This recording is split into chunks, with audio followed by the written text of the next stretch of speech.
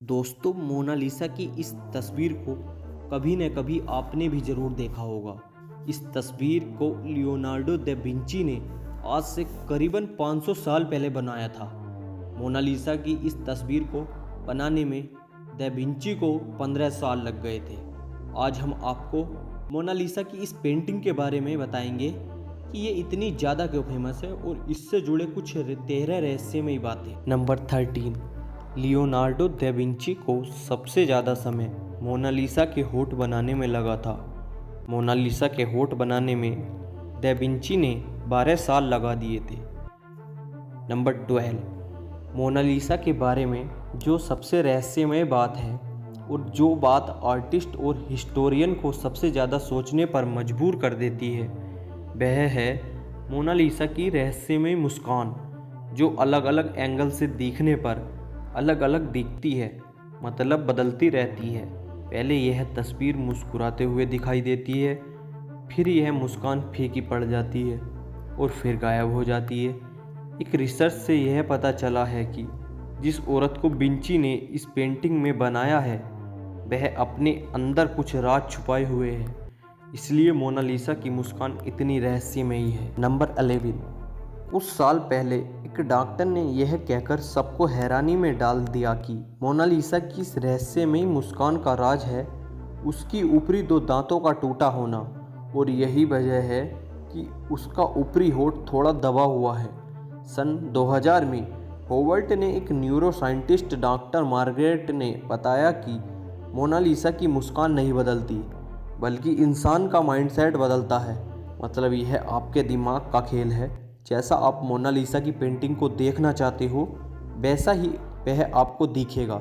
यह इस चीज़ पर निर्भर करता है कि आप किस चीज़ पर फोकस कर रहे हैं। नंबर 10, यह बात तो सच है कि मोनालिसा एक बहुत ही खूबसूरत पेंटिंग है और शुरू से ही यह काफ़ी मशहूर है, लेकिन इतनी मशहूर यह कभी नहीं थी जितनी कि तब हुई जब इसे पेरिस के म्यूजियम से चुरा लिया गया। नंबर 9, मोनालिसा की एक जुड़वा पेंटिंग भी मौजूद है जो बिल्कुल लियोनार्डो दा विंची की मोनालिसा जैसे ही दिखती है।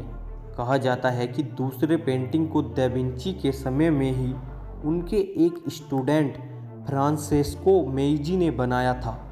नंबर 8, आज तक यह बात रहस्य है कि यह औरत कौन थी, मतलब लियोनार्डो दा विंची ने यह किसकी तस्वीर बनाई थी।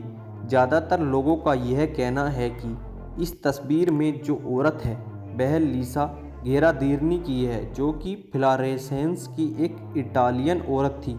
लेकिन एक थ्योरी यह भी कहती है कि मोनालिसा लियोनार्डो दा विंची की खुद की तस्वीर है, मतलब उन्होंने इस तस्वीर में खुद को एक औरत के रूप में बनाया था। नंबर 7, सेकेंड वर्ल्ड वॉर के समय मोनालिसा को 6 बार अपनी जगह से बदला गया, यह ताकि यह बेशकीमती पेंटिंग जर्मन के हाथों में न लग जाए। नंबर 5, लियोनार्डो ने मोनालिसा को पेंट करने में 30 से भी ज़्यादा लेयर्स का इस्तेमाल किया था, और उनमें से कुछ लेयर्स तो एक इंसानी बाल से भी बारीक थी। नंबर 4, 1519 में दा विंची के मृत्यु के बाद मोनालिसा फ्रांस के राजाओं के प्राइवेट कलेक्शन का हिस्सा बन गई।